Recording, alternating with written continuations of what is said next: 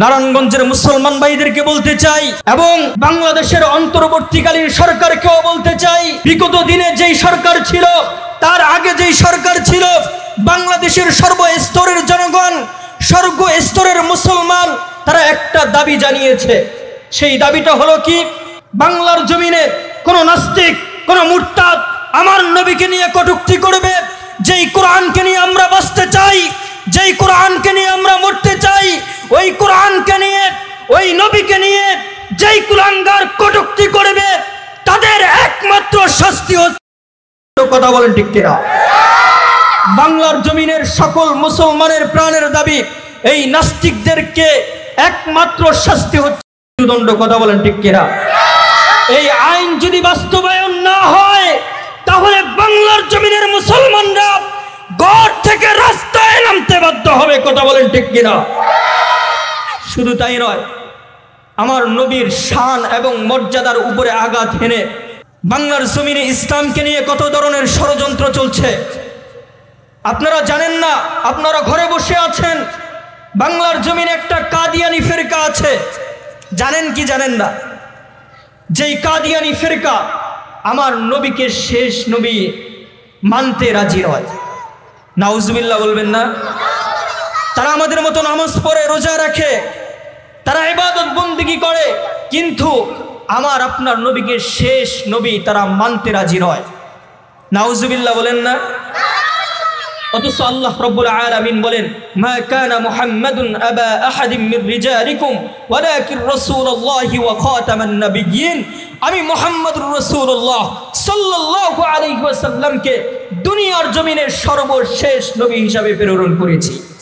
কিন্তু আমার আপনার নবীর ইজ্জত, শান, মর্যাদা নিয়ে কাদিয়ানি বাচ্চারা আমার নবীর ইজ্জতের উপরে আঘাত করে। আগামী 15ই নভেম্বর বাংলাদেশ খতমে নবুয়তের ফাউন্ডেশন, খতমে নবুয়তের ব্যানারে বাংলাদেশ ঐতিহাসিক সরোয়ার্দী উদ্যানে এক মহা সমাবেশের ডাক দেওয়া হয়েছে। আমাদের আকাবিরগণ যারা ছিলেন, আমাদের আল্লামা আহমদ শফি রহমতুল্লাহি আলাই, তার মনের একটা তামান্না ছিল, আল্লামা জুনায়েদ বাগবু নগরী রহমতুল্লাহি আলাইহির একটা মনের তামান্না ছিল যে এই বাংলার জমিন থেকে কাদিয়ানীদেরকে অমুসলিম ঘোষণা করতে হবে, কথা বলেন ঠিক কিনা? কিন্তু আমাদের আকাবিরগণ, আমাদের উস্তাদগণ, তারা সেই মনের তামান্না দেখে যেতে পারেন নাই। কিন্তু এখন একটা সময় সুযোগ এসেছে, কথা বলেন ঠিক কিনা? বাংলার জমিনের একজন বুজুর্গ আল্লামা আব্দুল হামিদ মধুপুর পীর সাহেব হুজুর গত 2 দিন আগেও আমাদের কেরানীগঞ্জ সর্বস্তরের ওলামা ইকরামদেরকে নিয়ে মিটিং করেছেন। এই সুযোগ যদি হাতছাড়া হয়ে যায়, বাংলার জমিনে আর কোনোদিন কাদিয়ানীদেরকে অমুসলিম ঘোষণা করা সম্ভব নয়, কথা বলেন ঠিক কিনা?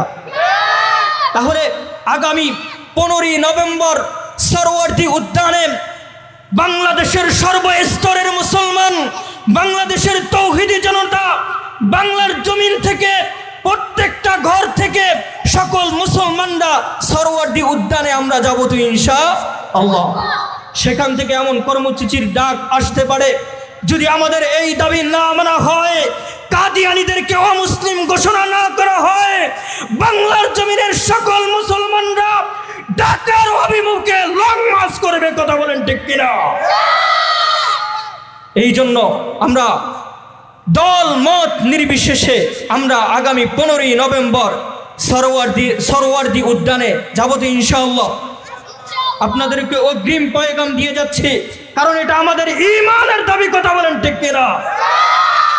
অনতি বিলম্বে বাংলাদেশের অন্তর্বর্তীকালীন সরকারকে বলতে চাই, আপনি এই আইন বাস্তবায়ন করুন, কথা বলেন ঠিক কিনা?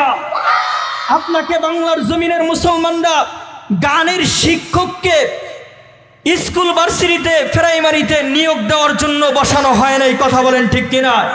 আমরা দেখতে পাই মানবাধিকার কমিশনের অফিস ঢাকার জমিনে আপনি বাস্তবায়ন করেছেন, এই জন্য আপনাকে বাংলার জমিনের মসনদে বসানো হয় নাই, কথা বলেন ঠিক কিনা? আমরা বলতে চাই, আপনি যেই পদক্ষেপ নিয়েছেন, এই পদক্ষেপ থেকে ফিরে আসেন। আপনি অনত বিলম্বে বাংলাদেশের তৌহিদি জনতার মনের ভাব আপনি বোঝার চেষ্টা করুন। কথা বলেন ঠিক কিনা? সম্মানিত মুসল্লিয়ানে কেরাম, আজকে দুনিয়ার জমিনে, বাংলার জমিনে কিছু ইহুদি নাস্তিক মুরতাদরা আমার নবীকে নিয়ে কটূক্তি করা হয়, আমার কোরআনকে নিয়ে অবমাননা করা হয়।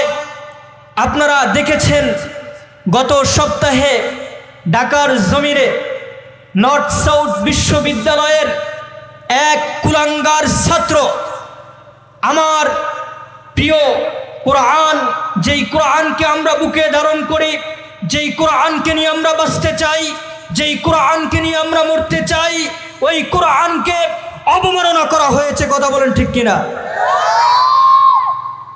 এই কোরআনকে অবমাননা করেছে, বাংলার জমিনের গোটা মুসলিম উম্মার হৃদয় ক্ষরণ হয়েছে। কথা বলেন ঠিক কিনা? বাংলার জমিনে আমরা দেখতে পাই কিছুদিন পর পর বাংলার জমিনে নাস্তিক মুরতাদরা আমাদের ধর্মকে নিয়ে, কোরআনকে নিয়ে, নবীকে নিয়ে কটূক্তি করে। কথা বলেন ঠিক কিনা? বাংলার জমিনে মুসলমানরা এটা কোনোদিন বরদাস্ত করতে পারে না। কথা বলেন ঠিক কিনা? আমরা আল্লাহর নবীর উম্মত, আল্লাহর নবীর ইজ্জত রক্ষায়, কোরআনের রক্ষা, কোরআনের ইজ্জত রক্ষায়, কোরআনের হেফাজত করার জন্য বাংলাদেশের জমিনের সকল মুসলিম উম্মাহ রাজপথে নামতে বাধ্য হবে। কথা বলেন ঠিক কিনা? শুধু তাই নয়, আমার নবীকে নিয়েও অবজ্ঞা করে। কথা বলেন ঠিক কিনা? আমরা মুসলমান, আমরা নবীর উম্মত, যেই নবীকে নিয়ে কটূক্তি করে, যেই কোরআনকে নিয়ে অবমাননা করে, এটা দুনিয়ার মুসলমানরা সহ্য করতে পারে না। কথা বলেন ঠিক কিনা? আল্লাহ রাব্বুল আলামিন আপনাকে আমাকে দুনিয়ার জমিনে পাঠিয়েছেন মুহাম্মদুর রাসূলুল্লাহ সাল্লাল্লাহু আলাইহি ওয়াসাল্লামের উম্মত হিসাবে। কথা বলেন ঠিক কিনা? যেই নবী দুনিয়ার জমিনে না আগমন করলে আসমান হইতো না, জমিন হইতো না, লৌহ কলম আরশ কুরসি কিছুই হইতো না। যেই নবীকে জরিয়া করে আদম আলাইহিস সালাতু ওয়াস সালাম দোয়া করেছেন, আদম আলাইহিস সালাতু ওয়াস সালামের দোয়া আল্লাহ রাব্বুল আলামিন কবুল করেছেন। সুবহানাল্লাহ। আমার আপনার নবী কেমন নবী? যেই নবী কুল কায়নাতের জন্য হচ্ছে রহমত। কথা বলেন ঠিক কিনা? আল্লাহ সুবহানাহু ওয়া তাআলা পবিত্র কোরআনুল কারীমের মধ্যে বলেন, ওয়ামা আরসালনাকা ইল্লা রাহমাতাল লিল আলামিন।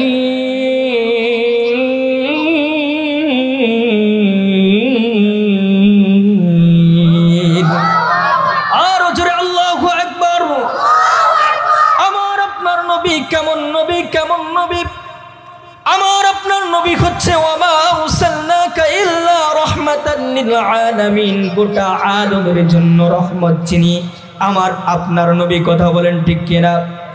গোটা আলমের রব হচ্ছে কে? আরো জোরে বলেন আলহামদুলিল্লাহি রাব্বিল আলামিন। গোটা আলমের রব হচ্ছে আল্লাহ। কথা বলেন ঠিক কিনা? আর গোটা আলমের রহমত হচ্ছে আপনার আমার নবী। কথা বলেন ঠিক কিনা? এই দুনিয়ার মুসলমান ইমানদার আল্লাহর গোলাম কেমন নবী পাইলাম, কেমন নবী পাইলাম? যেই নবীর তার জীবন দশায় 63 বছরের জিন্দেগিতে তার উম্মতের মায়ায় জীবনটা শেষ করে দিয়েছেন রে বাবা। আল্লাহ রাব্বুল আলামিন দুনিয়ার জমিনে 1 লক্ষ মতান্তরে 2,24,000 পয়গম্বর দুনিয়ার জমিনে আল্লাহ পাক পাঠাইছেন। প্রত্যেক নবী রাসূলগণ দুনিয়ার জমিনে একটা দোয়া করার অনুমতি দিয়েছেন। প্রত্যেক নবী তার উম্মতের জন্য দুনিয়ার জমিনে তার উম্মতের জন্য দোয়া করেছেন। হযরত নূহ আলাইহিস সালাতু ওয়াস সালাম 950 বছর পর্যন্ত তার কওমকে দ্বীনের দাওয়াত দিয়েছে, কালেমার দাওয়াত দিয়েছে। কিন্তু নূহ আলাইহিস সালাতু ওয়াস সালামের উম্মতরা কালেমার দাওয়াত গ্রহণ করে নাই। নূহ আলাইহিস সালাতু ওয়াস সালাম যখন তার কওমের কাছে দ্বীনের দাওয়াত নিয়ে যাইতেন, কালেমার দাওয়াত নিয়ে যাইতেন, মুসলমান ইমানদার আল্লাহর গোলাম নূহ আলাইহিস সালাতু ওয়াস সালামকে মারধর করতেন, অবজ্ঞা করতেন, অবহেলা করতেন।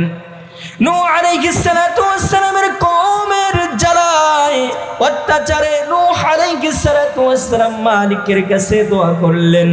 وقال نوح رب لا تذر على الأرض من الكافرين ديارا। নূহ আলাইহিস সালাতু ওয়াস সালাম মালিকের কাছে দোয়া করলেন, ওগো আল্লাহ, তোমার বান্দারা কালেমার দাওয়াত গ্রহণ করে না, ইসলামের দাওয়াত গ্রহণ করে না। ওগো আল্লাহ, দুনিয়ার জমিনে কোনো বেঈমান, কোনো কাফিরদের অস্তিত্ব আপনি রাখবেন না। আল্লাহ সুবহানাহু ওয়া তাআলা নূহ আলাইহিস সালাতু ওয়াস সালামের দোয়া কবুল করে নিলেন। নূহ আলাইহিস সালাতু ওয়াস সালামকে বললেন, হে নূহ, তুমি কিস্তি বানাও, নৌকা বানাও। আল্লাহ পাক জমিন ফাটায়া দিলেন, আসমান থেকে মুষলধারে বৃষ্টি পড়া শুরু হয়ে যায়। কিতাবের মধ্যে পাওয়া যায় পৃথিবীর জমিনে সবচাইতে উঁচু যেই জায়গা আছে, সেই উঁচু জায়গার উপরে 40 হাত পানি ছিল। নূহ আলাইহিস সালাতু ওয়াস সালামের এই বদদুয়ার কারণে নূহ আলাইহিস সালাতু ওয়াস সালামের কওমকে ধ্বংস করে দিয়েছেন যিনি, তিনি কে? হযরত লূত আলাইহিস সালাতু ওয়াস সালামের কওমরা লূত আলাইহিস সালাতু ওয়াস সালামের দাওয়াত গ্রহণ করে নাই, কালেমার দাওয়াত গ্রহণ করে নাই। লূত আলাইহিস সালাতু ওয়াস সালাম আল্লাহ পাকের কাছে দোয়া করলেন, বদদুয়া করলেন, আয় আল্লাহ, আমার কওমকে ধ্বংস করে দাও। লূত আলাইহিস সালাতু ওয়াস সালামের দোয়া কিন্তু আমার রব কবুল করে ফেলে। জিবরাইল আলাইহিস সালাতু ওয়াস সালামকে ডাক দিয়া বলে, ও জিবরাইল, যাও যাও যাও, লূত আলাইহিস সালাতু ওয়াস সালামের কওমের জমিনটা আসমানে উঠায়া উল্টায়া দাও। এই দুনিয়ার মুসলমান ইমানদার আল্লাহর গোলাম, কিন্তু আমার আপনার নবী সেই দোয়াটা দুনিয়ার জমিনে করেন নাই। আল্লাহ রাব্বুল আলামিন হাবিবকে ডাক দিয়ে বলতেছেন, হাবিব আমার, আপনি কেন আপনার উম্মতের জন্য দোয়া করতেছেন না?